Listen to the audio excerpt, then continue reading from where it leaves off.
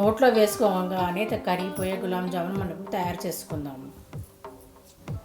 ముందుగా కోవా తీసుకొని అందులోకి మైదాపిండి, వంట సోడా వేసుకొని కలుపుకోవాలి.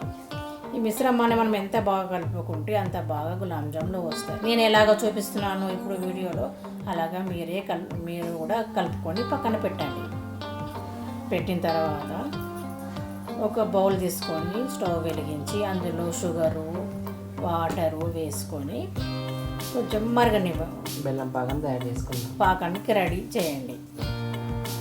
అందులోకి ఇలాచీ పౌడరు దంచుకొని వేసుకొని బాగా మరిగేంత వరకు ఉంచండి. మధ్య మధ్యలో మనం కలుపుతూ ఉండాలి. బాగా మరిగిన తర్వాత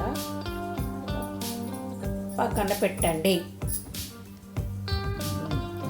ఇప్పుడు మనం కలుపుకున్న కోవ మిశ్రమాన్ని తీసుకొని మళ్ళీ ఒకసారి బాగా కలుపుకొని చిన్న చిన్న ఉండలుగా తీసుకొని మనం రౌండ్గా బాల్స్ లాగా తయారు చేసుకోవాలి. ఎక్కడ కూడా పగులు రాకుండా చూసుకోవాలి.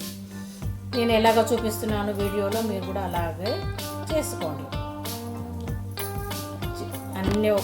ఒకటి అన్నీ చేసుకోండి.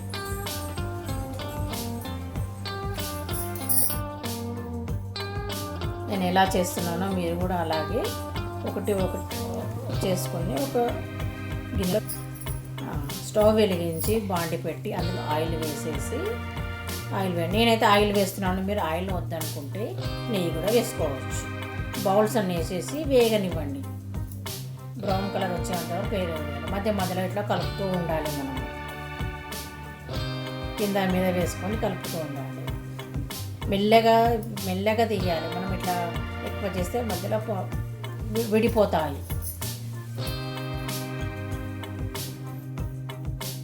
వేగిన బాల్స్లను గులాబ్ జాములను ఒక డిష్లోకి తీసుకోండి. మిగతా అన్ని బాల్స్ గులాబ్ జాములను కూడా వేయించుకొని పక్కన పెట్టుకోండి.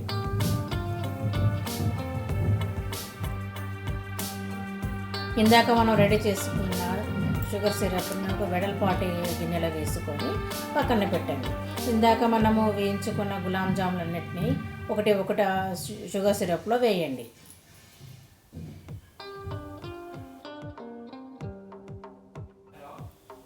అన్ని బాల్స్ వేసిన తర్వాత అవి నానడానికి 10-15 మినిట్స్ అవుతుంది.